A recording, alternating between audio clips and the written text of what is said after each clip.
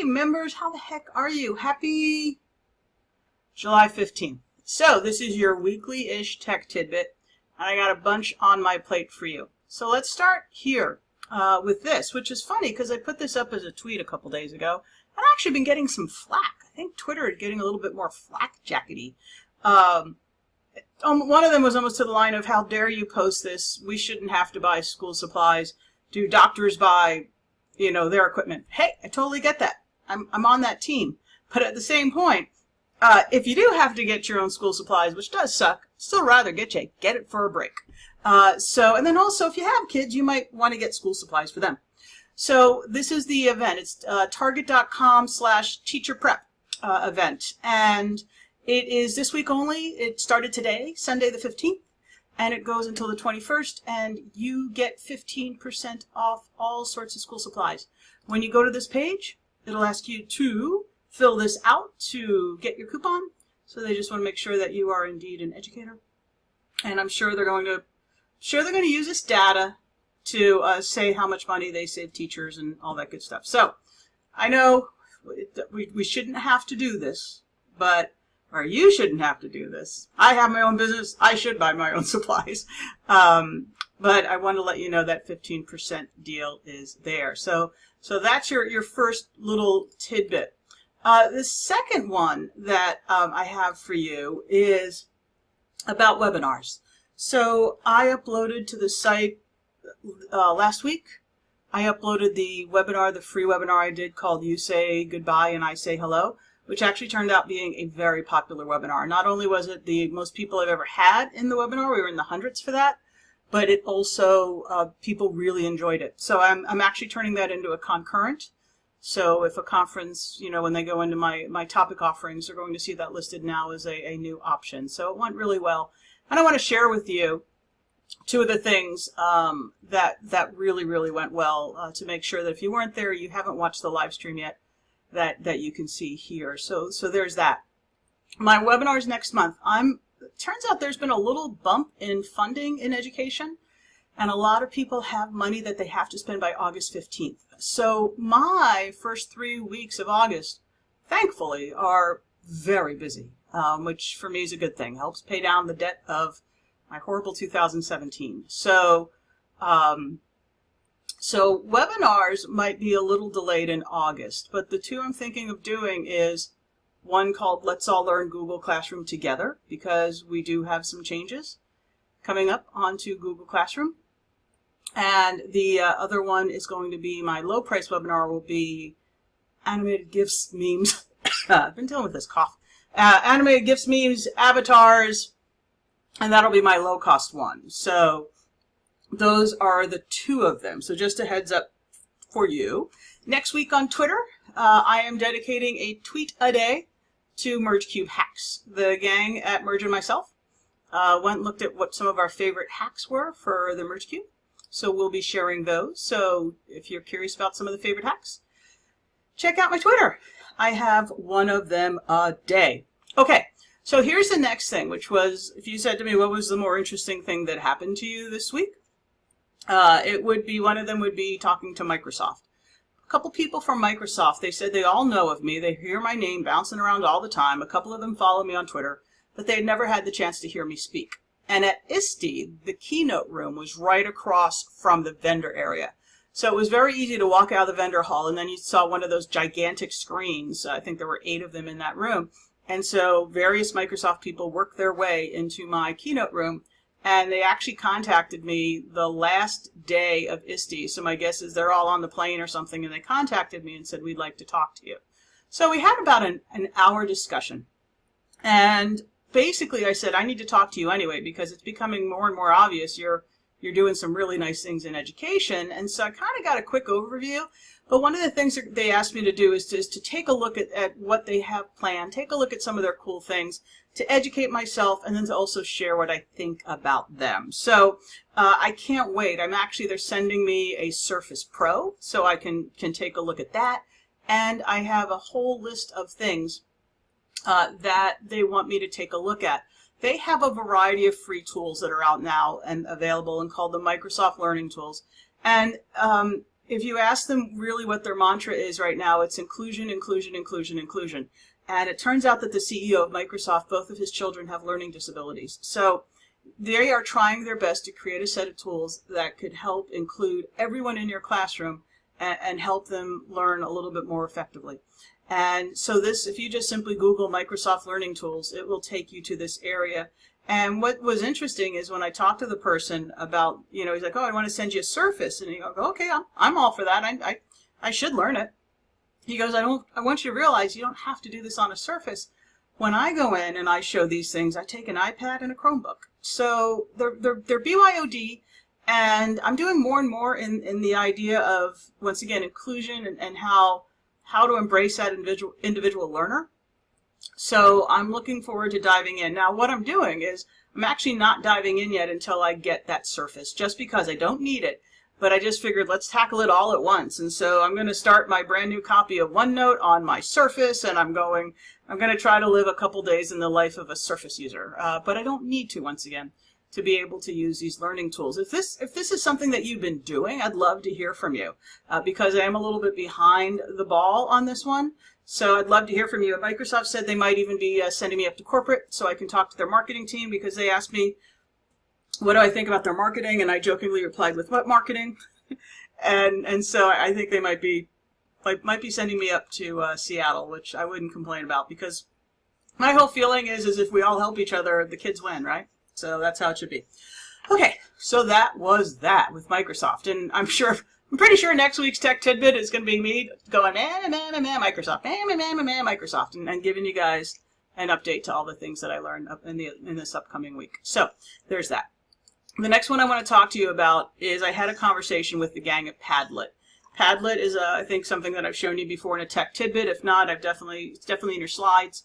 It is a really nice way to be able to create what's called a pad, and then you give out a share code, and then you have all sorts of different looking ways that allow students to add content to this pad. So I'll give you this example. I think this was at Q, where I asked people what was their favorite app that they saw during Q, what was their favorite, and then where was their favorite place to go eat. So I asked these questions of them. Doesn't look like, I think this was a different place versus Q, but I digress. So that's Padlet, and it's really cool. In April, they underwent a big old pricing change, and it was very confusing about the pricing change. Some people only got a few extra pads. So Padlet used to be all pads free. And then all of a sudden in April, they're like, we are moving to a pay-for model. You will now get the following amount of pads for free. If you want any more, it's going to cost you a specific amount of money. And that was super confusing to me and everyone else. When I present, I like things to be nice and tidy. So I don't have a lot of pads. So when I got my letter said that I was going to get like 3 pads or something like that. And if someone hasn't used Padlet before and they sign up today, I think they get 3 or 4 pads that they get. So this wasn't sitting well with me, and it was on my list of things to talk about. And I actually pulled it from my presentation and had it on my to-do list to talk to or find the CEO and find out more about it. Because Padlet's honestly a company that I've wanted to touch base with before. I've asked to touch base with before, but they've never touched base with me. Well, he also saw me at ISTE. He saw me do my websites, apps, and more class, and he said he was bummed when Padlet wasn't included. And so I had to talk with him about it real quick, and we set up a conference call, and we had that conference call. So first, let me get into the biggie thing. So they had to move to a pay-for model. Their investors were getting grumpy, and they were losing money, and they have to bring in money. The weird thing is if we look at this like a model of Flipgrid, Flipgrid's a great example, someone that came late into the game, but they came into the game with a good free model and a good pay-for model. And if Padlet did that, I bet you we wouldn't be having this discussion, because we probably would have gotten 6 pads for free. And if you wanted more pads, it would have cost you X amount of money. So I think it's just like he said, new company, growing pains, et cetera, et cetera, et cetera. So I understand why they did what they did. The reason for the numbering was based on how many existing pads you had, but it also was how many pads you've had over the course of a year. So if all of a sudden you had 100 pads and you went out and cleared out 40 of them, they honored those 40 pads even though you deleted them. And the reasoning is they didn't want to interrupt what would be your normal stream as an educator. So, for example, you were prepping to do something and every student was going to get a pad or something. They honored the fact that you had that many pads in your system for the past few months. So that's why the numbers were all over the map, and it was definitely interesting. But they never explained it. They're explaining it now, but they didn't explain it back then. They said they learned their lesson. The pricing is a little bit a bummer. It's either like $8.25 a month, $12 a month, or $100 a year all at once. And that's for me, that's a little expensive. I mean, I'm moving you to $60 next year. And I feel guilty about that, but that's $5 a month. And I've always said I'm a big believer that if it's working well, how about you offer a $5 a month plan? And then maybe from there as an educator, you could say, what $20 a month do I want to spend to some of my favorite things? He's aware that people are not happy of the only one-sized pricing. And he's aware. And they are currently reevaluating if they want to go into multiple sizes of pricing. So he went over it with a little bit with me, but nothing that that he could go on record saying. So, but I do want you to know he's aware, and I wanted to give you a little bit of a story or a backstory about the situation there, and that's what happened with Padlet. And it was nice talking to him. He's a good guy. Okay, so there's that. The next thing I want to talk to you about is Wikispaces. Wikispaces is one of those products that we're saying goodbye to. This has been out for, when we got Wikipedia, we got Wikispaces. And Wikispaces was really designed for us to be able to put together our own wikis, and educators ran wild with this thing. It was a great education platform to be able to create your own wikis. It really hasn't changed much over the years. Tess did buy it, which is why I'm personally surprised that we're saying farewell to it. My hope is it might end up somewhere else, but I don't know. I don't know at all. So we're saying goodbye to it. If you do have any content in Wikispaces, you're going to have to clear it out by July 31st. So just a heads up there. So I showed this as an alternative to Wikispaces, and my webinar audience freaked out. So I'm going to do just a quick demo for you, and then I'm going to do a more polished demo for Twitter, probably in the next few weeks. But let me show you what it is. And it's called Versal. Now, if you've never heard of Versal before, Versal is, let me see if I can bring up the main page.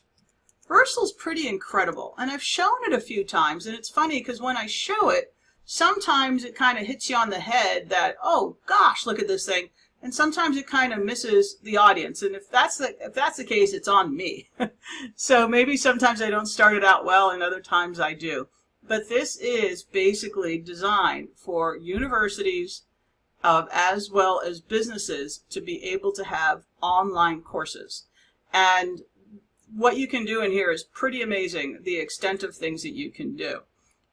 It is a pricey product.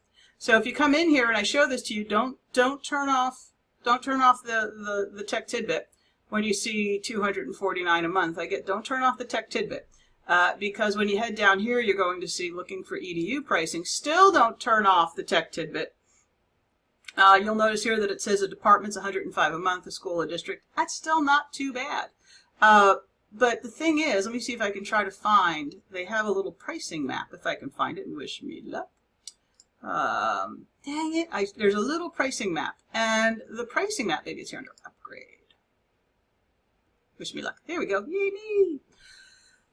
So the free account gives you access to learning, and it gives you the ability to create courses. What it doesn't give you the option to do is to have a student log in and to track their progress, to invite them, to embed in websites or blogs. That means you embed this into a website, not that you can embed things into it.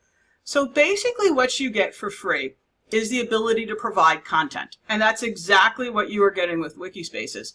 And you have such an ability to create content in here, it's pretty darn amazing. So this is free. So let me show this to you. Once again, this is Versal.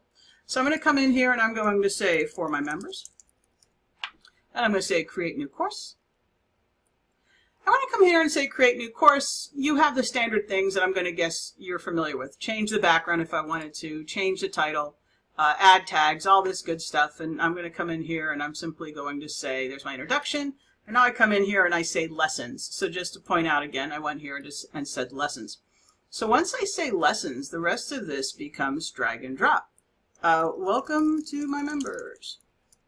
And it says to begin, grab a gadget and drag it onto the canvas. So I already have, just so you can see it though, here's a header, drag that. Some text. We'll go here and drag in an image. So sample text, and you can see all the ways I could change this text if I wanted to. I came here and said image, and now I can click to upload an image. I always like to add Kermit. There's Kermit. And now I can come in here and drag a video. Once again, it's asking for the video. We'll come here and see if it lets me drag in this animated GIF, which will be something I show you guys in a little bit. Kermit's driving me a little bonkers. We'll make him a little smaller. And let's once again, I watched the video and I kept moving me out of the way, which made me laugh. So we'll move me out of the way and just show you, look, there's a code snippet. There's an audio snippet. There's even a quiz snippet. Now the quiz one, remember, if you're not able to, you could ask questions, but if you're using the free copy, you're not going to be able to see what the students have actually filled out. I can even add discussion. I mean, there's all these different things. A diagram, a whiteboard. There are all these different things that I can add in here just by dragging and dropping. And it lets me create some amazing things. Now, that's the content that I can add. And if I come back here to menu, we come back here to lessons. We have my welcome to my members. I'm going to add a lesson. I'm going to say, look at all of this third party. And now I'm going to come down here to viewers, and there's an embed code. So once again, you have Flipgrid, embed Flipgrid in there. You want to embed something from YouTube? Go crazy. Look, I can embed a Quizlet. I can embed something from G Suite, Prezi, OneDrive, Desmos, EduCreations. I can add in a PDF. I have all of these things that I can drag in. The other thing that it has is it has the ability to do something called labs. So I'll come in here into lessons, I'll add another lesson, I will come in here, and I'll call these labs. And when I come here into labs, these are all different things that other people have created that you could drag in to add this. And it goes on and on and on. We have all these different things. Here's a music intervals one. I think you guys get the idea. This is all in the free version of Versal. It's all in the free version of Versal. So this is just a really, really, really, really cool product. I've been showing this for years, but I kind of always toss it under the bus because it takes a few moments to show it and for people to catch on to just, you know, how crazy this thing is at what it does. But it's definitely, if you're looking for something to kind of replace Wikispaces, it's definitely worth your time checking out. And if we come in here and I'll say preview draft, and there's everything I put in for that. There's my first part, and I just did it by dragging in. If I come back to the main Versal area, I'll go to this one because I always think this is a very well done lesson. But here is, for example, a lesson with all sorts of things in here. And this was created in Versal. And as long as I publish it, I can publish it and share it for free. The only thing that I can't do for free is fill it out and send it back in. But at the educational pricing, you know, you had, what, $100 a month for a team? Not too bad. So that's Versal. All right. So I'm almost to the 20-minute mark. So let me finish with a Microsoft item. And this is something I showed ages ago. I think I showed you, and then I created it as a video on my website. But a friend of mine said, you know, a really cool thing when you're doing your you say hello goodbye and I say hello. A really cool replacement for today's meet is Microsoft Translator. Now, Microsoft Translator, I know more as an app that I can speak in my language and then give a join code to join me. And then the student would go to, or the teacher would go to translate, type in that code, and then select the language that they work best in. And then as I'm speaking and as I'm presenting, they're listening to that language. You know, they're listening to me, but it's translating into their language. It's pretty darn cool. But then someone said you should just use this as a back channel. So I went, oh, what a great idea. So this is the text version. I'm coming in here and I'll say start conversation. And I'll say I'm using, if you say I'm using this in a classroom, it's going to automatically mute anyone replying. So I'll click on enter. There's that code I was telling you about. But for now, I'll just come in here and I will say hello, everyone. And as everyone else joined, it would show me the participants, and it would also show me the language that they spoke. Their screen would look the same. They could be doing this on a mobile device, or they could be doing this on the web. Their screen would look the same, but it would be translated into their language. They had a question for me because I don't have it listed as I'm teaching in a classroom right now. If I allowed them, they would then type back to me. They could type in their comfortable language, and then I would get it translated back to me in English because it lists right here that my language is English. So this thing is, well, I've said it, I always say, this thing's cool. I'm hoping I don't ever show you something and go, this thing sucks, but this is pretty neat. And it was another one during my webinar that when I showed it, people were like, oh, that's smart. Smart to use this as a back channel.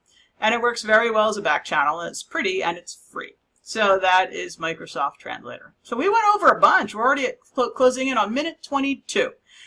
So hopefully you've enjoyed your time with me. I get emails. It's really sweet when I usually average an email or two a week that say thank you for the tech tidbit. It's one of my favorite things with your membership. So thank you for that, guys. Thank you for your time. As always, open to any questions you might have, and I hope you have a wonderful week. Take care, everyone. Bye.